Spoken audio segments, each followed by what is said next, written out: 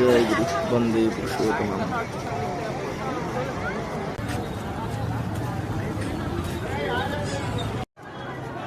প্রার্থনার পরে পরে এখন দেখুন সন্ধ্যাবেলা 6:30 বাজে, আর এদিকে প্রার্থনা করে এখানে প্রসাদ বিতরণ হবে, তাই লম্বা লাইন ঠাকুরবাড়ির ভিতরে। কি সুন্দর মুহূর্ত। আপনারা যারা যারা দূর দূরান্ত থেকে আসতে পারেননি, আপনারা ভিডিও দেখি এই সন্ধ্যাকালীন দৃশ্যটিকে উপভোগ করুন।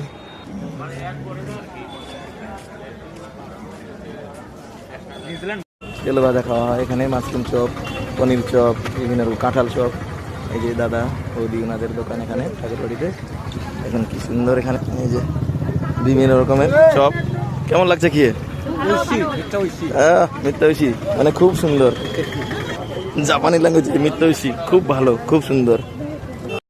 এখানে দেখুন দা হাউস প্রাঙ্গণে আনন্দবাজার বিল্ডিং এর সামনে ওই যে